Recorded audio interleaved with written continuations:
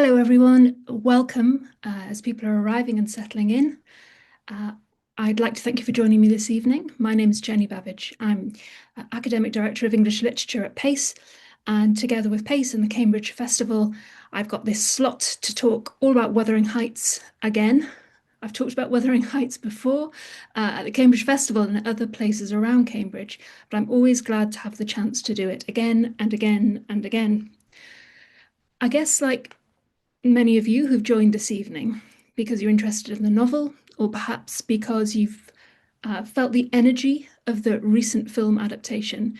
I feel like I've been talking about Wuthering Heights a lot over the past month, and that I've been discussing it in relation to the film, but also in relation to going back to the novel. Been talking about it with my students and with my friends, and with everybody who's been online as well, talking about the film and having very passionate discussions about it.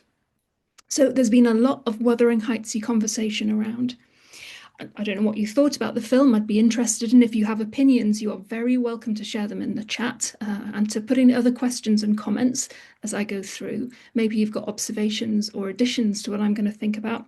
I'll say from the top, seeing as Emerald Fennell's most recent adaptation of Wuthering Heights, the 1926 film version, has just come out, that I did like the film. There were parts of it that annoyed me. There were some parts of it that bored me, but I certainly found it interesting. And I always like to think, and I would always start from the position with any adaptation, I guess, that any adaptation is an interpretation. So any adaptation, no matter how bad it is, how much we might dislike it, has something to teach us. It has something to tell us about the original text. It also maybe has something to tell us about our own contexts of reception. So any adaptation has something to say to us about our own times, our own cultures, as much as it does about the original text and its context and its cultures.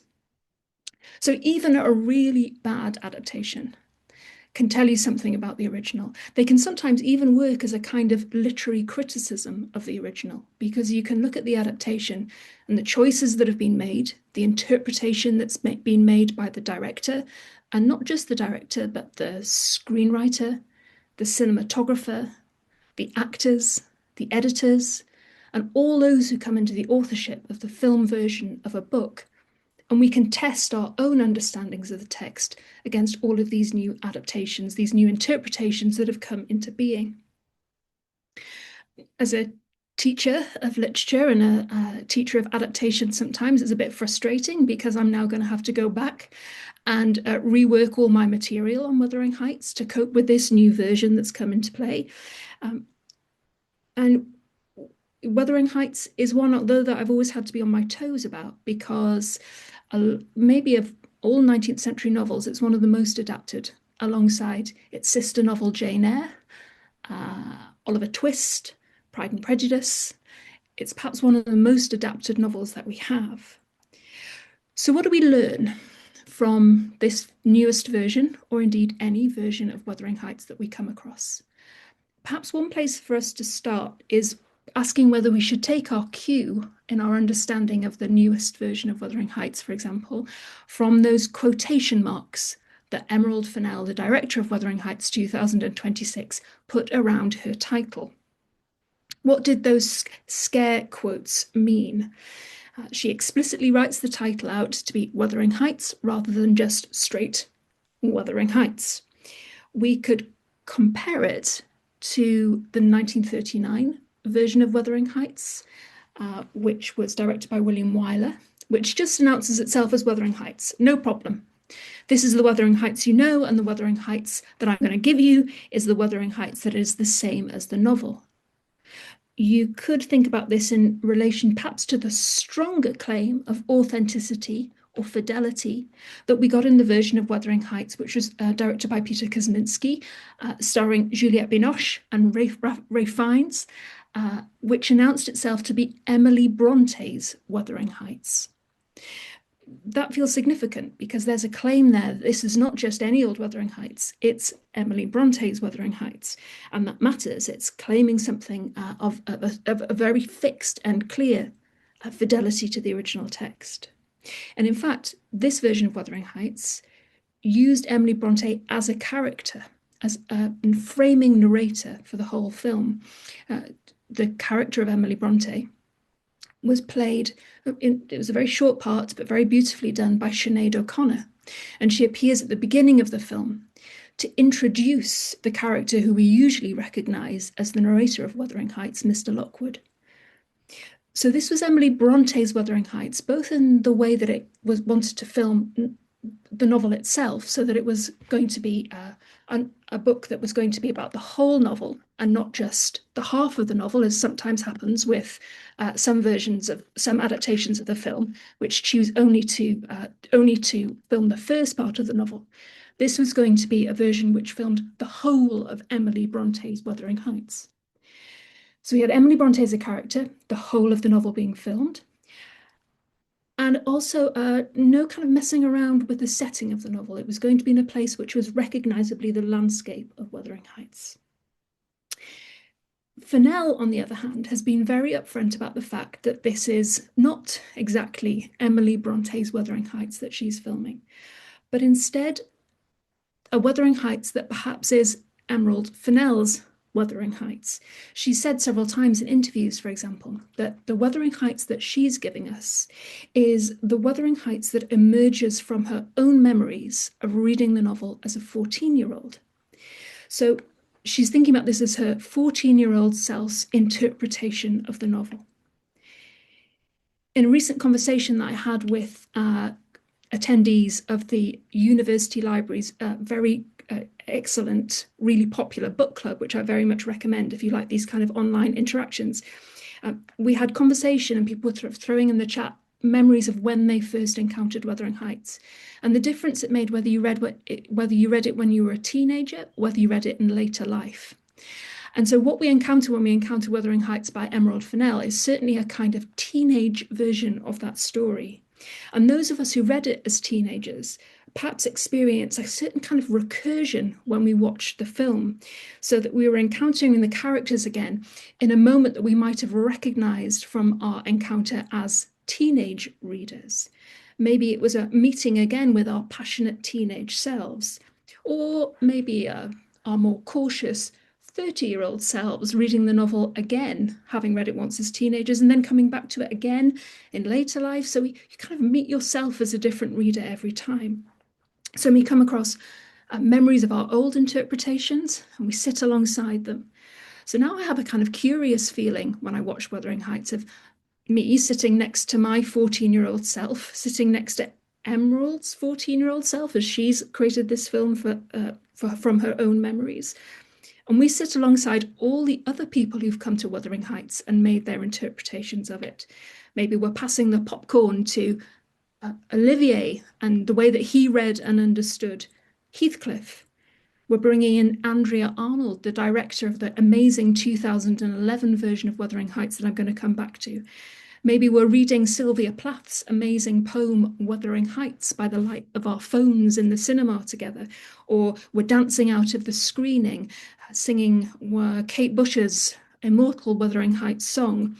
I'm getting a little carried away here with the idea of this, but if you come out like sort of a collage of all the artists, directors, musicians who've responded to this story over the centuries, and then add to that all of our readerly encounters with it, you've got a very noisy conversation going on about this singular novel. There's a lot we can learn from adaptations, I think, by putting them alongside each other like that and by thinking about their different claims to their relationship to the text. And I think I would want to push us a little further even to think about Wuthering Heights as a particular case when it comes to adaptation as a whole. Because this is a novel which deals with returns, with repetition, with mysterious backstories. In common with a lot of films, it has a second part, which is generally thought to be not quite as good as the first. But each adaptation has to learn how to deal with a complicated and twisty plot, one which is not straightforward. It might be a good idea for us just to pause at this moment, if you haven't read the novel very recently, and just to remind ourselves of the timeline of events for the plot. And then we can start thinking about these repetitions, returns, and strangenesses in the novel. So the novel's events begin in what happens in the story, the main part of the story, begins in 1771 when Mr. Earnshaw brings Heathcliff to his home, Wuthering Heights. So Heathcliff has been found by Mr. Earnshaw out there somewhere. He's brought this seemingly orphan child back to Wuthering Heights and gives him a home there amongst his own family. Heathcliff and the daughter of the family, the Earnshaw family, grow up to be very close, passionately connected. On one of their excursions out on the moors, they go and spy on the children who live in a neighbouring house, Thrushcross Grange, where Catherine is injured, and she ends up staying with the Lintons, making kind of friends with them. She makes a particular connection with Edgar Linton, the son of the Linton family, and he eventually asks Catherine to marry him. Heathcliff runs away from Wuthering Heights when he overhears Catherine saying that it would degrade her to marry him, that she can't be in love with him because his situation has fallen so low. After Mr. Earnshaw's death, he's reduced to the status of a servant in the house by Catherine's brother, Hindley. Catherine does eventually marry Edgar, and Heathcliff returns after the marriage. There is a confrontation and passionate scenes. Heathcliff elopes with the daughter of the Linton family, Isabella, as a kind of revenge, a twisted revenge against Catherine and the Linton family. Catherine dies in around 1784 after giving birth to her daughter, who's named Catherine after her. We'll call her Cathy. Heathcliff vows revenge against everyone. He gets control over both the estates eventually of Thrushcross Grange and Wuthering Heights as the next generation grow up. So we're now dealing with Cathy Linton, Hareton Earnshaw, and Linton Heathcliff. These names get very confusing. Cathy is forced eventually by Heathcliff to marry his son, Linton Heathcliff. And at this point, when we're now in this strange domestic situation up in Wuthering Heights, the narrator of the story, Mr. Lockwood, arrives. Is thinking through the timeline of the novel rather than the way it actually reads in the novel itself. Mr. Lockwood arrives, and the whole of this complicated backstory is recounted to him by Nellie Dean, the servant of the housekeeper. Eventually, Edgar Linton dies, and his nephew Linton Heathcliff dies, leaving the second Cathy single. Heathcliff eventually dies too, having gained his revenge, but also lost everything that he ever really wanted long ago. His revenge is not satisfying to him. Heathcliff dies, and Mr. Lockwood returns to Wuthering Heights to hear the rest of the story, to Thrushcross Grange, to hear the rest of the story, and to hear that Catherine and Hareton will marry suitably on the 1st of January, New Year's Day. So the novel ends with a sense of new beginnings. So that's the events of the story. But of course, it's told in a series of backward-looking backfills. It turns back on itself the whole time. So we hear the story in sections through the perspective of Mr. Lockwood first as one narrator, and also of Ellen Dean. So it feels like we're always trying to get at the heart of the story. We're trying to work our way through different characters' versions of these events as they've been boldly written out by me in this rather boring timeline, which kind of brings this complex and twisted story into rather two neat lines. Why does Brontë choose to narrate the novel in this way? Well, it's to provide a kind of distance, perhaps, from the heat and passion of Heathcliff and Cathy's central love story. Maybe it's also to bring in the more realist tone to the Gothic events of their passionate love and then the suggestions of the supernatural all around them. Maybe it's to make the story feel more believable, more truthful, in that it's told through the sensible voice of Nellie Dean rather than anyone else. It also draws a very welcome contrast between Mr. Lockwood's rather comic persona as he stumbles into Wuthering Heights as an outsider, someone who has to interpret everything that's going on around him as he encounters these strange, inscrutable, mysterious characters. It means that we as readers are also decoding things from the start, trying to work out whether Mr. Lockwood is a reliable or an unreliable narrator. So we all have to struggle with this problem of interpretation.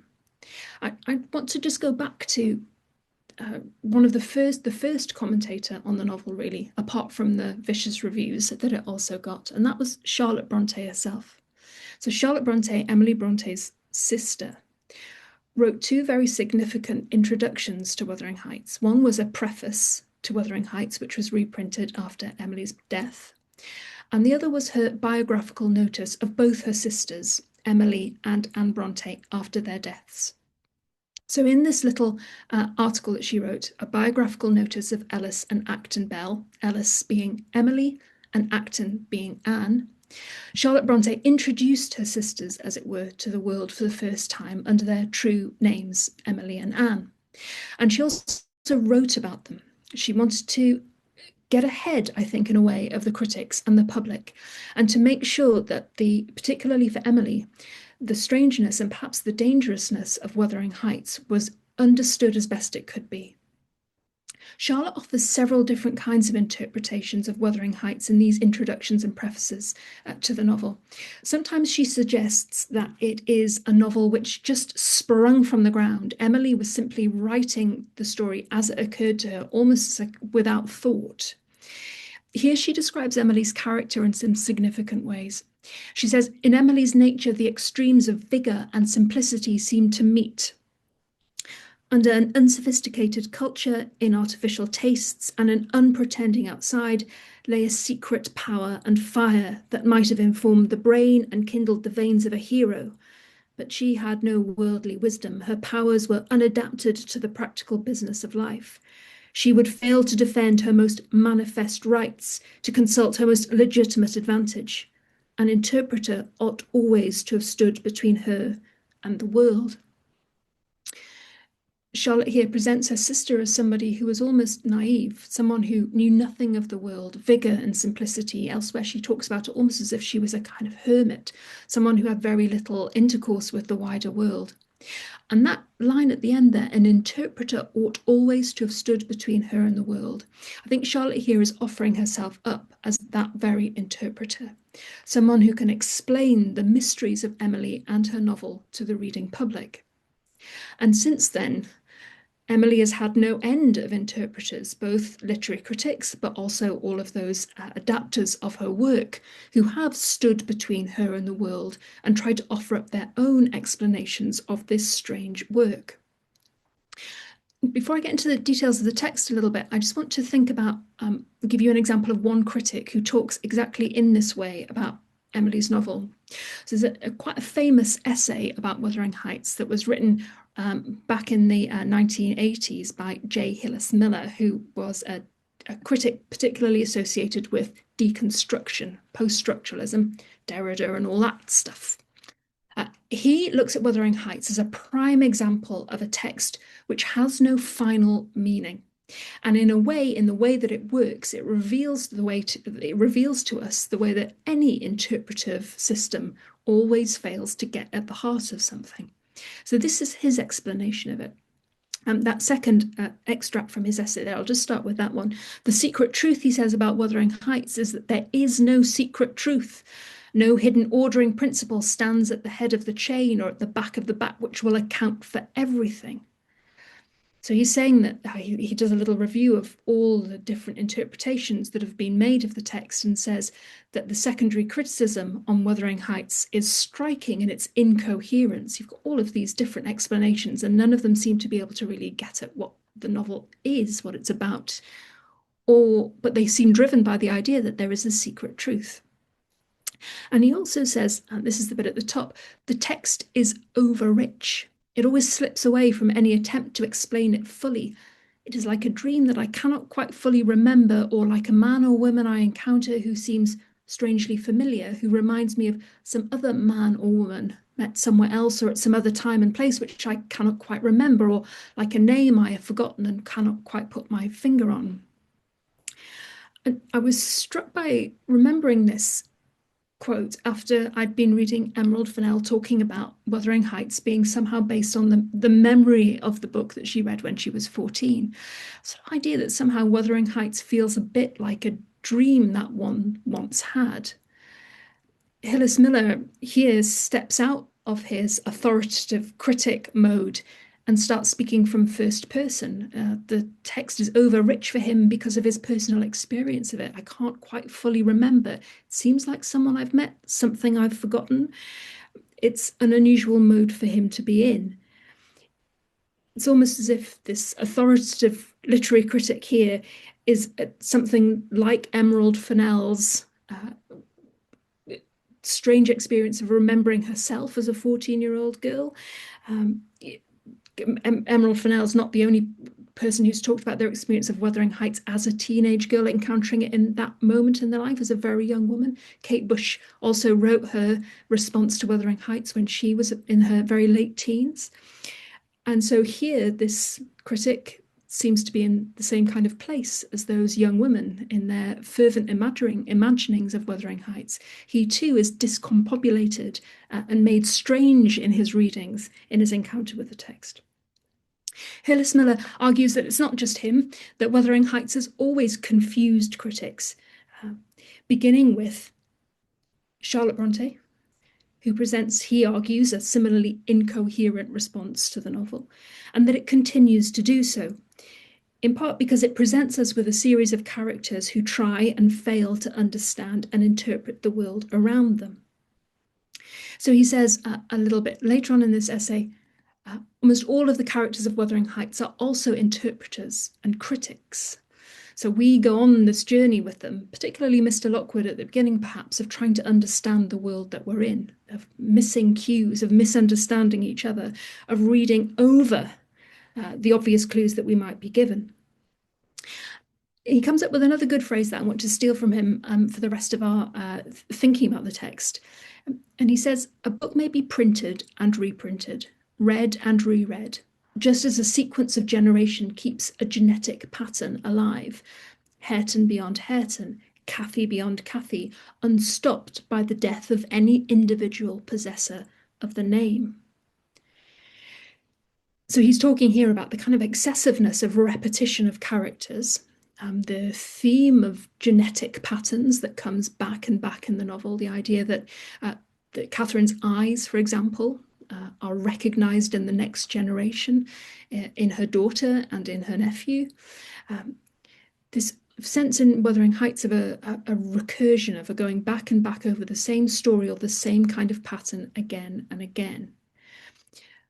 Hillis Miller is not thinking about adaptation when he writes this. When he talks about genetic patterns, he's not thinking about films or later versions of Wuthering Heights. But that feeling of it, this being an uncanny experience of reading a text which repeats endlessly and which its characters repeat endlessly, could start to feel like our experience of encountering the text now that we have several generations of adaptations, that we keep meeting different Catherines, we keep meeting different Heathcliffs, and each one of them has something to say to us, something new, but also something which bears the stamp of previous generations of those characters and their stories. So we'll take that idea forward of genetic patterns, and I just want to look at a couple of patterns in the text itself. One kind of pattern that we might recognize is the patterning of places.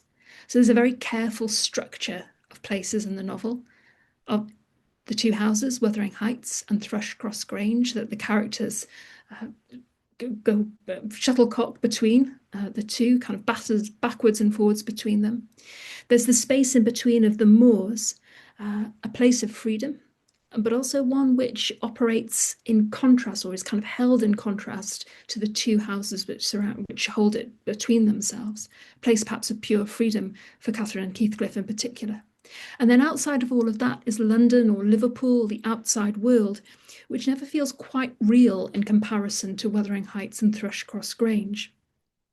There's a sense of the places in the novel being real, but also always being symbolic, somewhere between heaven and hell. These are real places, almost geographically locatable, but not quite. So they are both real, but also metaphorical or symbolic. Catherine and Heathcliff's relation to place and their understanding of it also calls up ideas, I think, again, of repetition or a strange kind of claustrophobia. Even as they are free on the moors are also a place where they come back again and again to themselves. And I want to look quickly at two parts of the novel, two famous speeches from both of our main characters, Catherine and Heathcliff, where they reflect on, or they use the imagery of the landscape around them, the places around them. And again, it comes back to this idea of repetition and a certain sort of closedness in the worlds that they're in. So this is Catherine in chapter 9, explaining to Nellie how much she loves Heathcliff, but how uncomfortable that love is. What were the use of my creation if I were entirely contained here? She means in herself. My great miseries in this world have been Heathcliff's miseries, and I watched and felt each from the beginning. My great thought in living is himself. If all else perished and he remained, I should still continue to be, and if all else remained and he were annihilated, the universe would turn to a mighty stranger. I should not seem a part of it. My love for Linton is like the foliage in the woods. Time will change it, I'm well aware, as winter changes the trees. My love for Heathcliff resembles the eternal rocks beneath, a source of little visible delight, but necessary.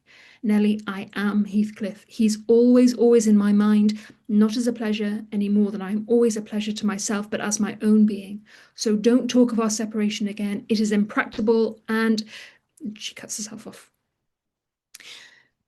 So in Catherine's speech here, there's a kind of a synergy between, well, more than a synergy. She and Heathcliff, she's claiming, are the same creature, the same thing. They are joined together. And their conjoining is also attached to the eternal rocks beneath. So they are one, as it were, with the landscape too. The image that she reaches for is of the ground beneath their feet.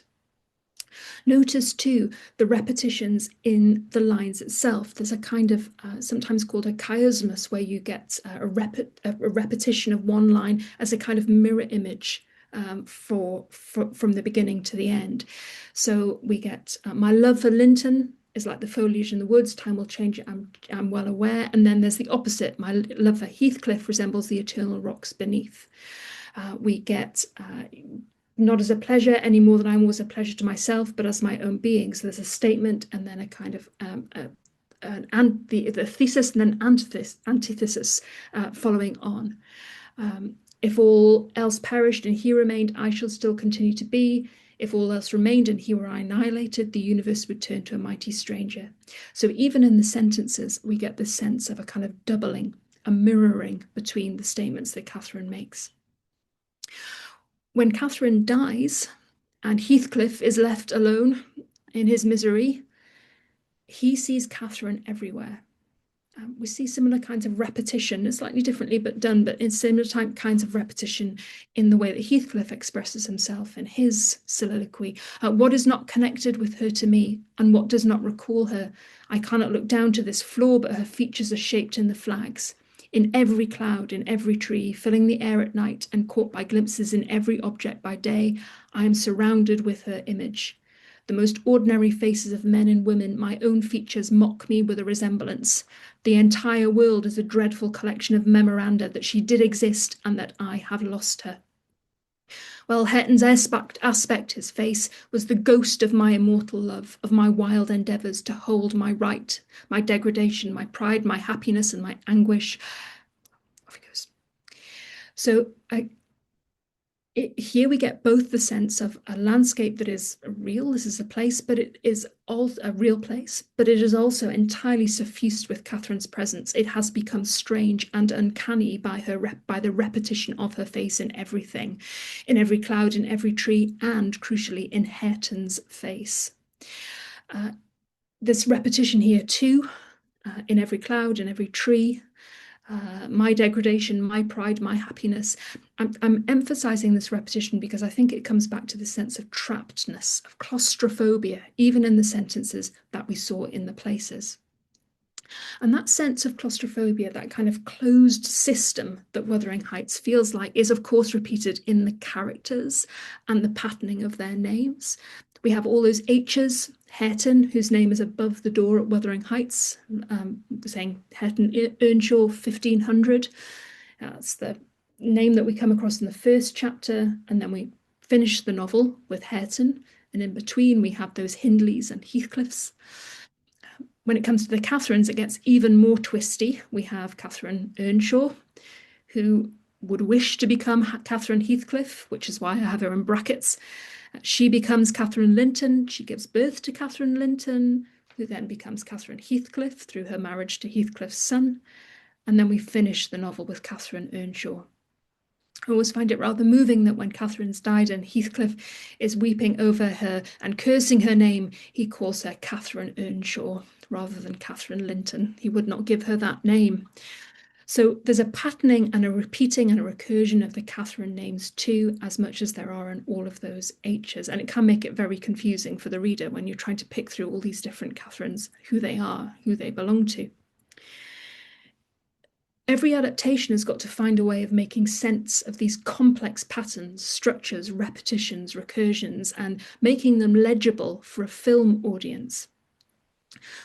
One of the ways in which this is done, one challenge, for example, is trying to catch that complexity in the way of the naming of all these different Catherines, which is done so neatly in the novel by this moment in chapter 3, where Lockwood comes across Catherine's writing of her name in writing which is scratched into the paint of her window. And Catherine has written different versions of her name, Catherine Earnshaw, and then she's written herself as Catherine Heathcliff, and then Catherine Linton.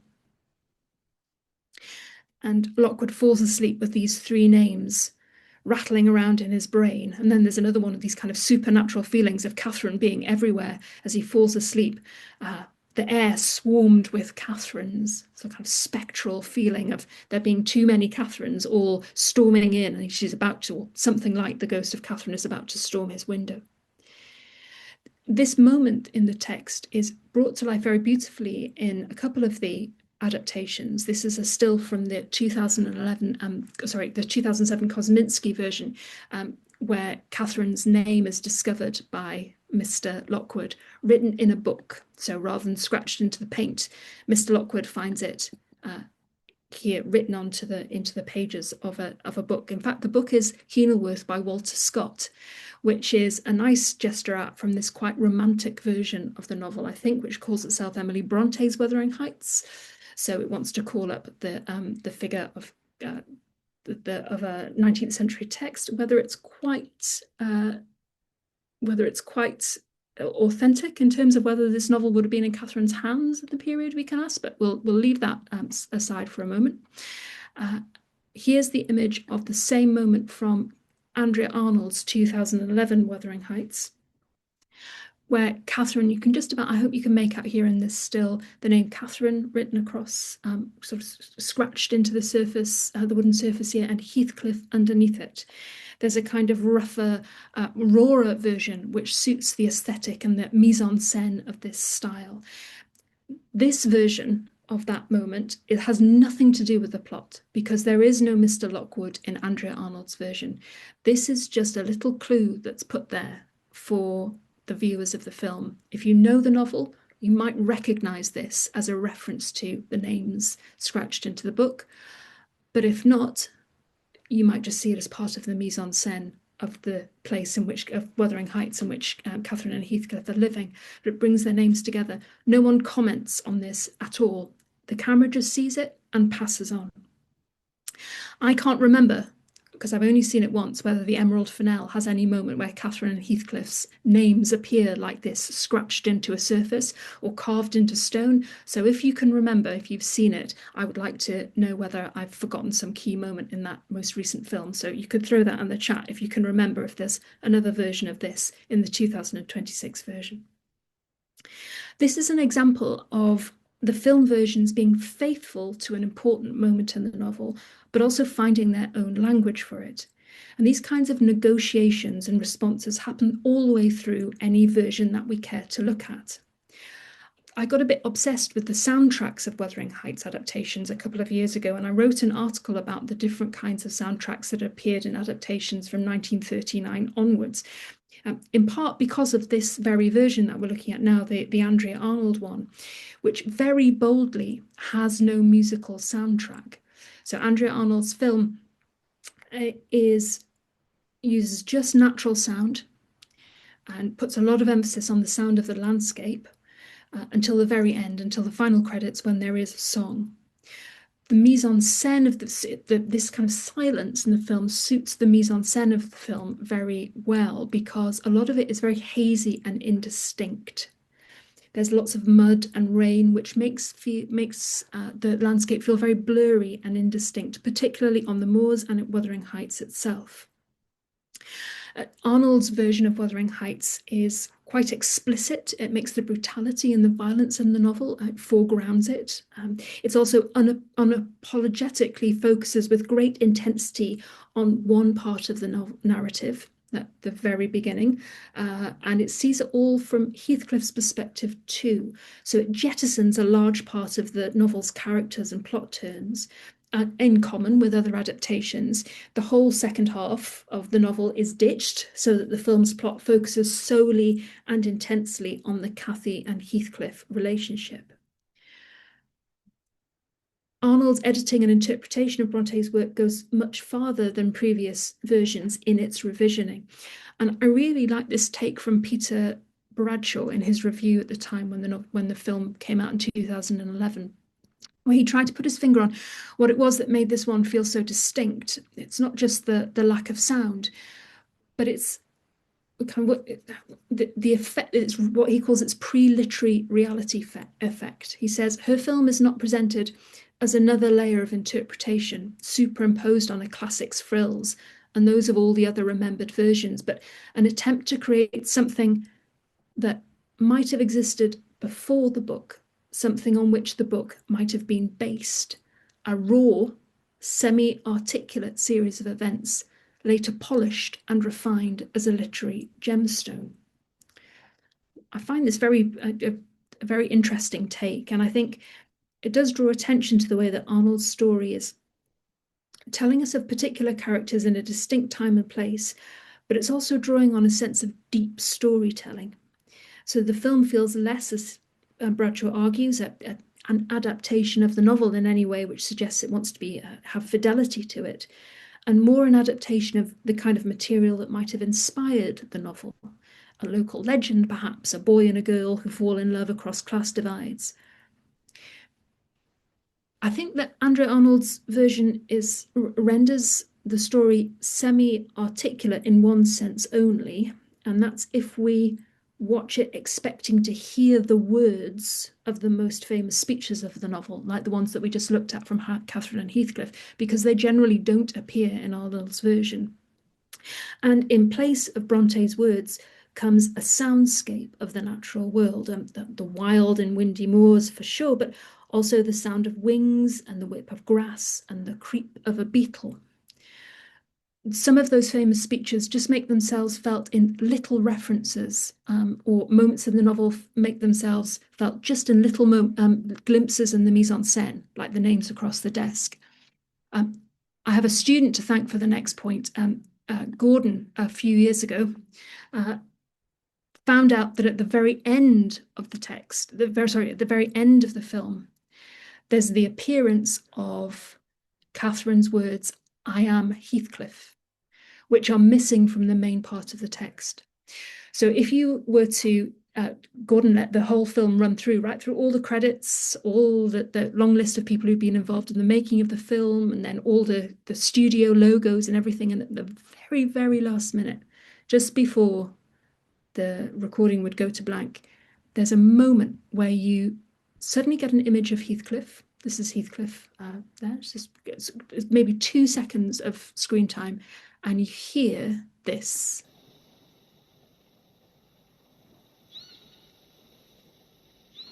I am Heathcliff. I hope you could hear that. It's just the littlest whisper, I am Heathcliff. And if you'd watched the film in the cinema and left before the credits went through, if you finished your DVD or your online version of the film and stopped it when the action finished, you would not hear it. But it's like a little secret whisper that the film keeps until the end. It's removed the sound, it's removed any of the comforts of a soundtrack, but it can't resist just that little return to the speech that Catherine gives, that return to the sense of Heathcliff and Catherine's completeness, their togetherness.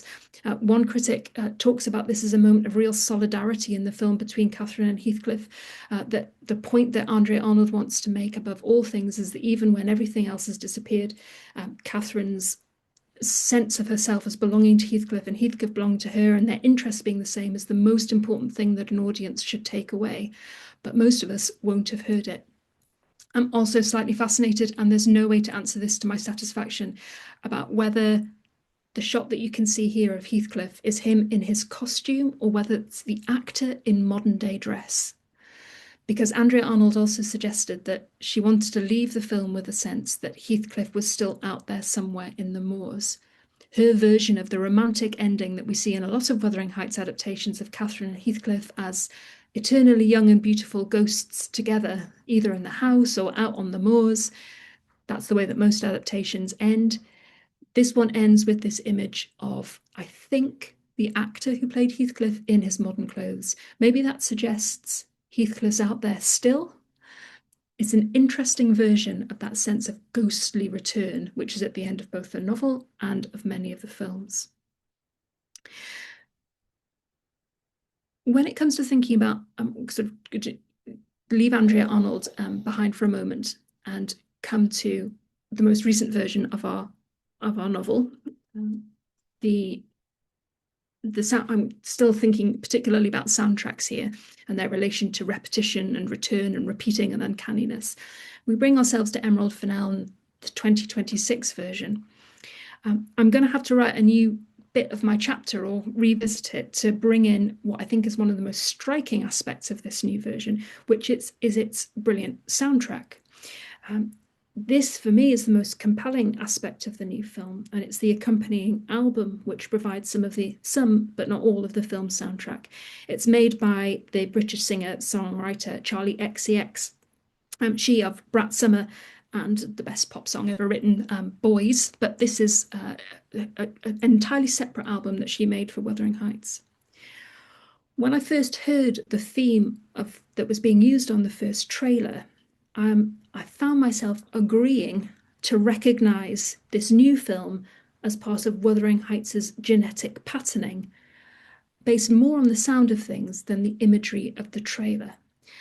I'm just going to play you the beginning of the trailer just so that we can remind ourselves of it. I won't play the whole thing.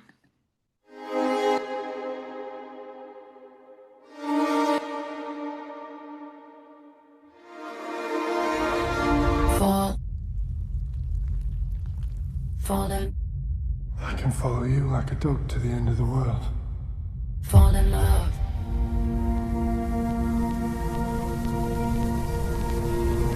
Fallen. Are you feeling quite right? What? Oh, yes, fine.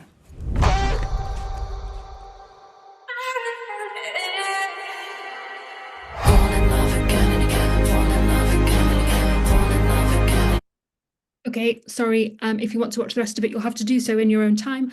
But this is I wanted to bring this song particularly into your minds because in one way, it very obviously gives itself over to some of the themes of Wuthering Heights, fall in love again and again, and that pleasing sense of repetition, that this is, again, a kind of claustrophobic world, a world of genetic patternings, that we go back to the beginning again. Here we go again with Wuthering Heights to tell us the same story, to take us through that same patterning again. This song was actually existed before Charlie X. It's not part of Charlie XCX's album for Wuthering Heights. It's a song called Everything is Romantic, which was part of her Brat album from a while ago. So it's a kind of bridging song that was used in the trailer but isn't in the whole album. And it makes a nice connection, I think, to the atmosphere and the feeling of Charlie XCX's Brat album, which was a kind of an expression of young womanhood and freedom and a kind of rebelliousness and forthrightness that feeds really nicely into that, again, that sort of sense of a teenage reading of Wuthering Heights. So maybe I would want to pick up on Peter Bradshaw's feeling that Wuthering Heights doesn't just can also be about things that happened before Wuthering Heights. So Charlie XCX's narrative through her Brat album meets very nicely with the version of herself that she's going to create, the version of her voice and her storytelling that she creates for Wuthering Heights. She sort of brings those identities into her new music for Wuthering Heights. So it's a kind of, this song is a sort of bridge between Charlie's previous era, her Brat era, and this film. And it was used very prominently in the early trailers and teasers with its sort of glossy, emotionally heightened pop with these stylized visuals. So it was a real prompt towards the tone and the feeling of this film. It uses a particular kind of emotional cue, which I guess for Charlie XCX fans, they would have been animated by, they would have recognized the previous existence of this song, and now they could reframe it in this new world. But it also turns it into a new kind of piece of music for this particular aesthetic, for the particular use of this film. So it's a real pivot from, if you could go through all the different versions of this song and see it on a kind of journey from the Brat era to the Wuthering Heights era. It's a really interesting recontextualization of Charlie's song into Fennell's heightened and provocative adaptation. Sorry, you might be feeling a little bit put off by the kiss that I've left you on. Because we maybe want it to be. It also picks up, I think I can see why it works so well as a trailer, because of that theme of falling in love again and again, and the theme of repetition and going over and over and over things. It occurs again in the film version, in the film soundtrack, which is actually used within the film. It's interesting to listen, and I would, if you haven't heard it as a standalone album, I would really recommend listening to Charlie XCX's Wuthering Heights album, because it works maybe as a kind of adjacent Wuthering Heights. So it is not like Kate Bush's song, a direct reference to the text. You won't find direct references to the characters, and often the lyrics seem to be about very different times and places. It's more the kind of, I'm going to use the word vibe, it's more the kind of atmosphere and feeling of Wuthering Heights. So that idea of it being adjacent to the film and to the novel, that they're in conversation rather than being directly imposed upon each other. The song Always Everywhere is a good example of that. I'll just play a little bit of this to give you a sense of how the words, the lyrics, seem to evoke a Wuthering Heights landscape. But again, a little like the Fall in Love Again and Again, the Everything is Romantic song. There's also a kind of repetition in the way that the song works in itself. Those kind of jabbing, in percussive notes that we got in the song that we just played. Here it's a little smoother and more romantic, but let's see what you think of this one. So Always Everywhere, there's some, which might call up the speeches we were looking at from Catherine and Heathcliff that we heard earlier on. There's hillside shadows, there's wild winds, black flowers, that kind of gothic imagery, intense imagery that we might associate with our readings of Wuthering Heights. I think we could think about Charlie XCX's lyrics here, as well as the image, just as we might the images of the film, as a kind of interpretation of the text, almost as literary criticism of it, in that there is an interpretation of what the novel is about. And that idea of echoes calling your name points again to that idea of repetition, of kind of coming back and again to the same inescapable story.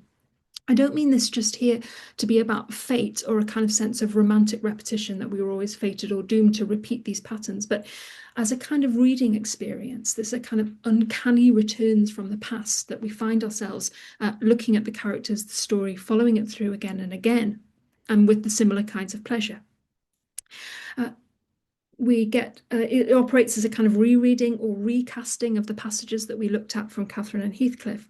And even if that intricate poetry of Emily Bronte's phrasing is lost, Charlie XCX gives us a version of that. And also it's one that you can dance around your kitchen a bit too as well. So there are different kinds of pleasures to be found. So we've looked at various kinds of revisions, remakes, retreads, returns of all the different adaptations. Just to come back to the three that we started with.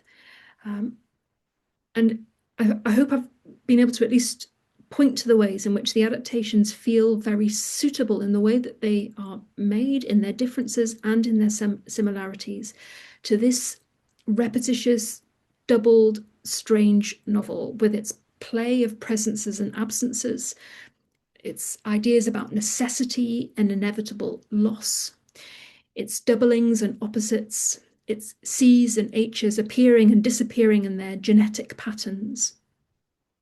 I wanted to say that what I found so heartening about the passionate and sometimes bitter disputes about this most recent film, Emerald Fennell's Wuthering Heights, has been the outpouring of really skilled close reading across BookTok and YouTube, from young readers in particular, who maybe haven't studied the book in depth at university or at sixth form yet, but who have nevertheless gone deep as Hillis Miller has gone, not just into context and biographical detail, but into the text itself.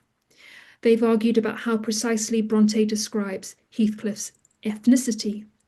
They've thought about whether there are any funny lines in the book, or is that funniness that the comedy that Fennell puts into her film, is that a modern invention? Is it a modern necessity?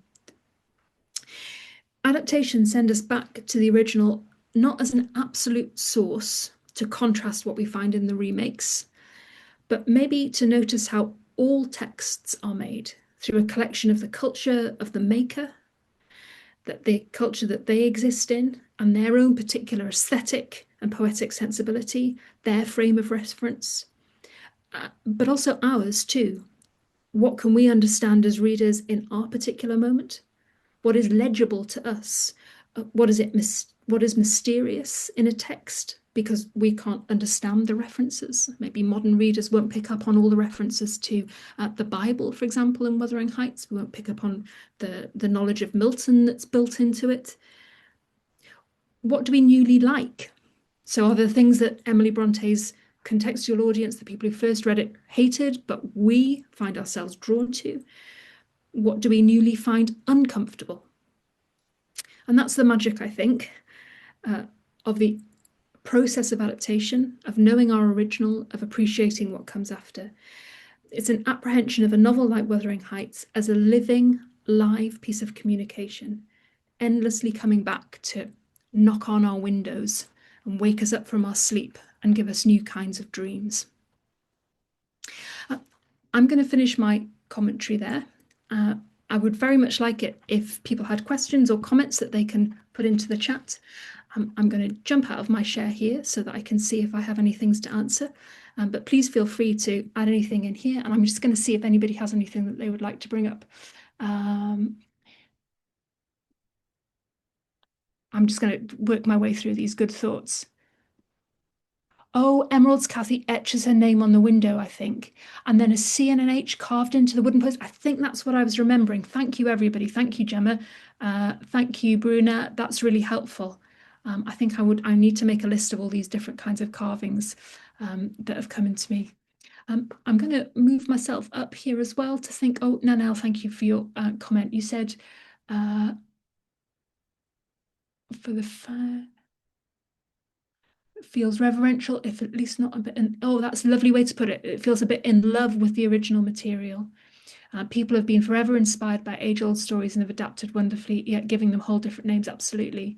But the problem with this new one is that it's a slightly haphazard, Pinterest board of gothic erotica sprinkled with dark academia. Thank you. It was like a hurried final university undergraduate project. Wow, that's a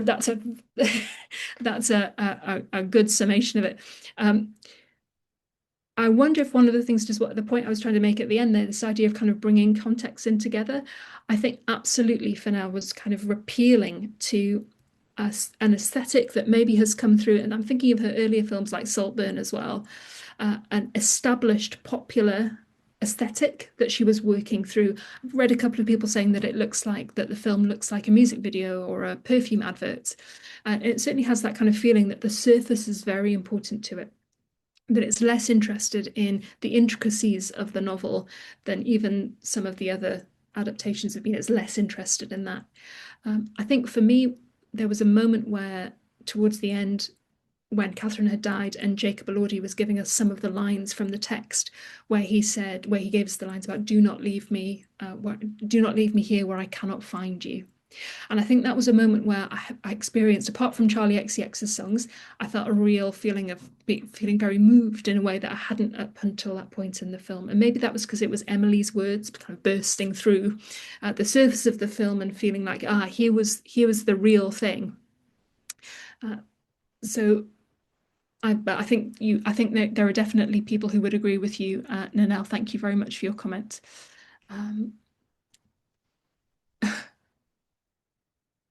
Yeah, I think that idea about the I just want to get, I think, Alexandra, thank you. It sounds like you agree with me about Charlie XCX's soundtrack, bringing all the elements and relationships together and giving new colors to the whole thing. That's really beautifully put. And there is also a moment in the Fennell Wuthering Heights, which uses a folk song, and I think that's another nice moment. It's another good use of music in the piece, because it contrasts very well with the Charlie XCX music, which is, of course, not at all period appropriate in any way. So that you've got different layers there, I think, of the way the music's being used, sometimes to tether it to a particular time and place, but sometimes to gesture to this idea of the story being universal, that it belongs more to an aesthetic or an atmosphere than it does to any kind of specific place. You might be able to hear some music in the background here. I'm in my college, and down the corridor is a wonderful mathematician. Can you hear him? He's also a singer, and he sings up and down the corridor we're in. That's the background song that I've got at the moment. Oh, thank you, Karen. You've pinpointed the folk song. Very Brontë-esque, absolutely. There's a nice use of folk song too in Andrea Arnold's version of Wuthering Heights, the 2011 one that I was talking about, because that's the only time that there's any music in the actual the film that she makes. Apart from that Mumford and Sons song at the end, there's a little folk song that Catherine sings when they're still children. Thank you for those comments. If anybody else has any other things they'd like to throw into the chat before we close up, you'd be very welcome. What do I think the most recent adaptation highlights about today's society, or how does it root Wuthering Heights in the modern day? Thank you, Eleanor. I think for me, actually, I'm sorry if this is my own kind of repetition, but I think it roots it in the modern day, particularly through that soundtrack.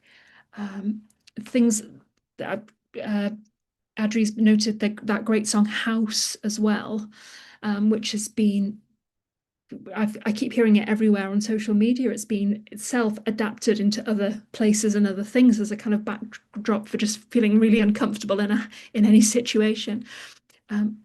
What does it teach us now? I think, taking Adri's point, the changes that have been made have been, particularly say to Isabella's character, have been changed so that something could be said about the status of women in Wuthering Heights, and to maybe try and make explicit the sexual politics of Wuthering Heights, which underlie it. The idea that Catherine has very few options in her life, that she has to get married, that her social status depends on her being well married, and that when she says it would degrade her to marry Heathcliff, it wouldn't degrade her because of her character, but because of their mutual social standing.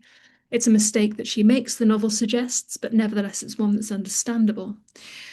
So I think that's the way that it maybe tries to speak to contemporary sensibilities, by making something, by bringing sort of different perspective onto Isabella's point of view. I wasn't mad keen on the way that they reworked Isabella's experience, because in the novel it's much clearer that it's a kind of straightforward abuse, that it's part of that Heathcliff is a violent and a violent person, that there are all kinds of violence in the novel which perhaps we skip over, particularly violence to animals, which is skipped over in the more romantic tellings of the tale. The idea that it is a straightforward love story, the greatest love story ever told, that actually the character of Heathcliff is not someone who you would particularly want people to look up to as an ideal romantic hero.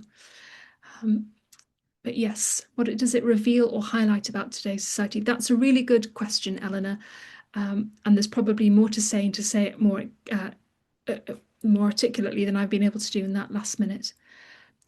We're kind of out of time, but thank you so much for all those really interesting comments. I hope that if you haven't seen the Fennell film or any of the other adaptations that I've mentioned, that you might come along, you might get along and see some of them too and add them to your Wuthering Heights knowledge.